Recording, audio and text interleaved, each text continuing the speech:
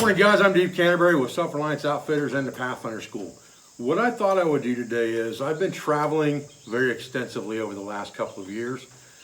I've done at least 10 trips overseas this year on probably 4 continents and 10, 11 countries, something like that. Some of the countries I've repeated, obviously Sweden, I've been there a couple times in a year.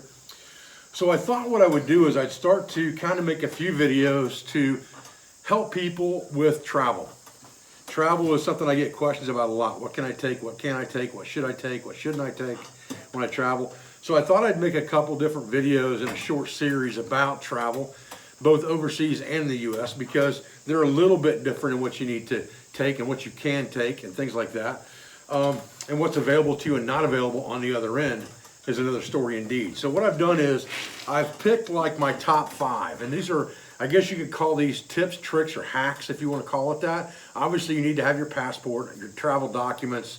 Obviously you need to have, monies, and obviously you need to have your tickets and your backpack and your gear, and all of those things are a given, okay? But what I want to give you is, in this video, 5 little hacks or 5 little things that you should not travel with, especially overseas, without having them with you when you leave. And all 5 of these things can be taken on the airplane, so they can be put into whatever carry-on luggage you are taking. And that makes it very convenient as well, because sometimes luggage can get lost for 2, 3, 4. I've even had mine lost for up to 5 days before I got it back. So what you carry on your back sometimes is the most important things that you're going to have when you get to the other end initially.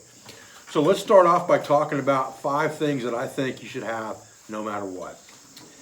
The first one is a jump drive, and this jump drive needs to be capable of plugging into both your iPhone or your Android, if that's what you have, as well as having a USB connection on it. And mine is 128 gigabytes. And I use this for lots and lots of things. The first and foremost reason I have this drive is in case I lose my passport. I have a photocopy of my passport, a photocopy of my driver's license, a photocopy of my concealed carry, a photocopy of my birth certificate, and a photocopy of my Social Security card, and a photocopy of any other important documents up to and including tickets and things like that that I may have already secured for the trip. And what I do is I take pictures of them with my phone, and then I can transfer that data onto this jump drive by plugging it into my phone and using a couple different free apps out there at the App Store to go both directions. The second thing I use this for is I use this to carry books. You can put a lot of PDF style books on this jump drive, and then you can transfer them or read them straight from this on your iPhone or your iPad on a plane if you choose to do so. And you can, instead of holding up a lot of memory on your phone or something like that with larger files, you can kind of move things back and forth. The third reason I carry this is so that I can back up files off my phone, like photos and video. Because it's 128 gigabytes, it will hold quite a bit of video. A lot of phones, unless you pay for a lot of extra memory in that phone, are not going to possibly hold the video that you're going to shoot on, say, a 4 or 5 day trip somewhere, especially if you're shooting in 4K. So you're going to need somewhere else that you can move those files to, and this allows you to move them off your phone onto this, delete them off your phone, and then continue to shoot photographs or video, depending on how big the memory size is on your phone. So something small like this that doesn't take up a lot of room certainly has lots and lots of reasons to be in your kit that you carry all the time. Okay, item number 2. Again, this kind of goes to making sure that you have what you need when you need it. The phone case that I have on my iPhone happens to be the Moment phone case, which is the one that you plug external lenses in from the Moment Lens Company. However, it's very much similar to the one I had before in that it's not one of the life-proof cases that are very difficult to get off, although that will work the same way. This one comes off very easily. And what I do is, behind my phone, when I take my case off, I have a stash of cash, okay? I have a $20 bill that's very easy to change. I have a $100 bill in case I need more money than I think I'm gonna need. And then I have something in a denomination that's easily changeable in the currency for the country that I'm going to be visiting. In this case, I have 500 Swedish krona, which is about $50. And that allows me, if something were to happen that I lost my wallet, I got my pocket picked, who knows what can happen that you lose your cards or your cash.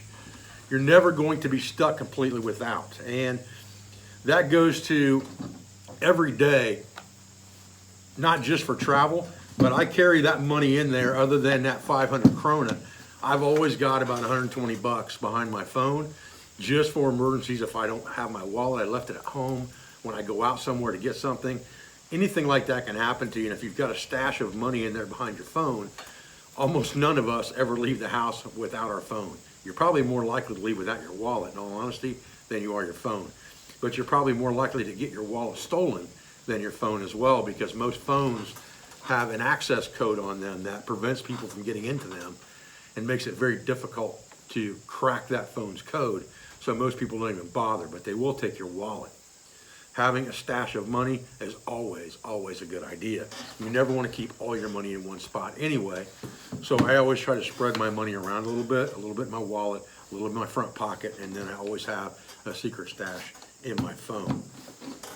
So that's number 2 on the list. Number 3 is a multinational phone charger that also has USB capability. Now, the differentiation here for me between international travel and U.S. travel would be, if I were traveling in the U.S., I would just use the Anchor half brick that actually has the plug that goes on the wall, so that it becomes a charger as a standalone 10,000 milliamp charger that I can plug USB devices into. And every time I plug that in, I can still piggyback off that to charge, but I can then charge that brick at the same time. And I carry the half brick and a full brick, but the half brick is always my go-to when I'm stationary to charge something because it charges at the same time. Overseas, I just carry a multinational charging unit and I carry the brick with me separately. But this is something that you don't want to have to look for once you get in country. Most countries, if you go to a hotel, they'll have ones that they can loan you, but not always. It's always good to make sure you have your own, especially for things like airports, hostels, coffee shops, places where you may want to charge your devices, but you have to have that country's plug to be able to do that. And this multinational one will work in any country pretty much around the globe, and they're not that expensive to buy, and they're not really that heavy to carry. It doesn't weigh very much at all. It actually weighs less than my half brick by Anchor does. So that's number 3, multinational charger. Number 4, always, always, always without fail, carry a grail. I guess that's a rhyme, but I have a smaller grail that I carry with me if I'm going on business or I'm not going to be traveling in a wilderness or a forested environment. I'm not going to be teaching or something like that. I'm just going overseas on business. I will even filter my hotel water through this before I will drink it. It's a good idea to do that. There's lots and lots of waterborne pathogens that are viral in nature, especially around cities and things like that can be passed on from human to human. And being able to filter your water, no matter where you're at on the fly, is always a good idea. One thing about water that I'll give you a little hint, tip or trick on that you may not think about, if you're in a country and you are afraid to drink their water, do not order ice in your Coke, because you are in essence drinking their water at that point. Kind of just a quick, simple thing that I didn't think about until somebody else told me. It went right over my head as well.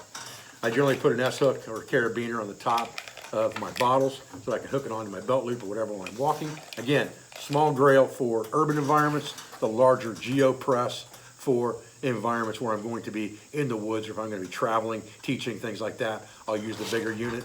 But the smaller one is much more compact and easy to carry, and this is the one that my wife carries all the time as well. So that's number 4. All right. Number 5 on the list of the top 5 things to never forget when you travel is a day pack. And that maybe that goes without saying. All right. Maybe you're traveling with a day pack on the plane as your personal carry item. Most people, if they're traveling overseas, a lot of people will carry only one bag with them. It would be a large backpack, and that's what they'll shove into the overhead compartment. If they are traveling with things that they can't put in the airplane itself, and they have to put them in the hold baggage area of the plane, like tools, knives, axes, then they'll have a suitcase and possibly a large backpack. Either way, you generally don't have a small day pack. And a small day pack is something that is indispensable when you're just running around town, if you're going sightseeing, if you're just running down the street to get some groceries from the hostel or the hotel or wherever you're at, and you've got to carry them back. A lot of foreign countries charge you money for your bag. It's not like the US where you can just go in and give me a paper sack, give me a plastic bag. They actually charge you for those because they're trying to force you to recycle that material and carry your own bag with you. If you have a day pack with you, that's easy to do. Now, that doesn't necessarily mean you've got to carry a full-on day pack. This GoRuck Bullet we talked about in the GoRuck video about the different packs is the one I generally carry a lot because my camera gear fits into it very well. And I can put this in the bottom of my suitcase if I am traveling where I've got to put a suitcase under the plane. There's other options there. You could carry some type of a tech pack, like this Fjallraven tech pack. It's got places for your laptop. It's got places for pens and pencils, passports, all that good stuff. If that's your chosen carry-on item, then you could do that. It's got water bottle pockets on it and stuff like that. It's a comfortable pack to carry, and it works great for day running in an urban environment. However, if you are teaching or you're going overseas for a class or you're going overseas to spend time in the woods and things like that or in the wilderness areas, maybe this isn't the best bet for you. Maybe you want a more robust pack and a simple day pack. Now, simple day pack can be something as easy as this. And this pack actually has a full size, I should say a twin size Australian wool blanket in it. I actually purchased this one for my wife in Australia.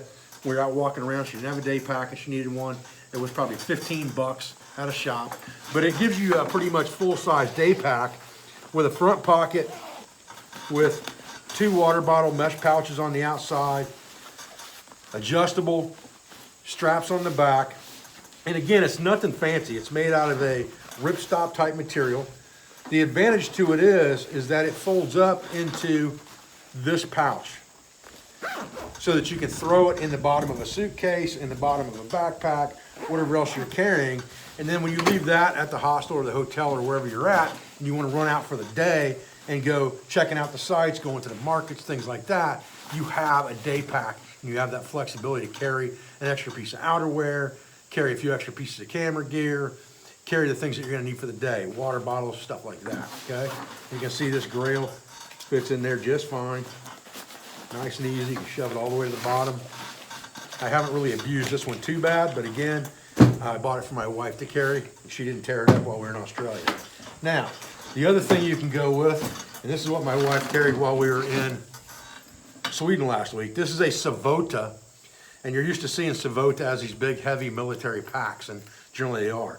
This is an ultralight 18-liter Savota day pack. And basically it folds up into that configuration and becomes a full 18-liter day pack with just one opening at the top. It's kind of bell-shaped at the bottom. It doesn't have any fancy water bottle pockets or anything like that on it. It doesn't have any fancy pockets on the inside. It's just basically a pack to put stuff into that you're going to carry with you. I wasn't sure it didn't have a little pocket right here, but it doesn't. Like I said, this is my wife's, but she used this thing the whole time we were in Sweden to carry stuff around, and she loves it. So it worked out good for her, and they're not that expensive. And again, you know, you can fold this thing up into next to nothing, something the size of a tennis ball, and throw it in the bottom of your pack, or it comes with this little carry pouch that it shoves into. That's probably a little bit bigger than a can of dip when it's all said and done. And you can shove that thing in your pack and be done with it, and be assured that you have a day pack if you need it. I think it's important to have that option if you're carrying a larger pack onto the plane or as your carry-on. Okay, so that gives you 5 really quick items to never forget. Number 1, a USB and iPhone or Android compatible jump drive with all your pertinent information, important documents stored on it in case they're lost. Spare cash in the back of your phone. Multinational charging unit for your electronic devices. Filter bottle to filter water. And the other thing about these bottles is, remember that you can carry this thing empty through security. They're not going to let you carry this water bottle full through security, but you can carry it through empty. When you get to the other side, instead of paying $3 for a bottle of water in the airport, you just take this thing in the bathroom, fill it up out of the sink or fill it up out of a water fountain, and you're good to go. And then, of course, some type of day pack to get you through a day of sightseeing and things like that while you are abroad. Really, all of these things, except for this charger, which I've replaced with a brick, are functional enough that I would recommend them whenever you travel. These 5 items will take care of you overseas as well as in the US. I hope this helps you. I'll come back with another video in this short series as soon as I can. I appreciate your views. I appreciate your support. I thank you for everything you do for our school, for our family, and for our business. I'd appreciate it if you hit the subscribe button if you're not subscribed already, and make sure that you smash that notification bell so that every time I put a video up, it comes into your feed as well. I will see you guys on the next video. Thank you.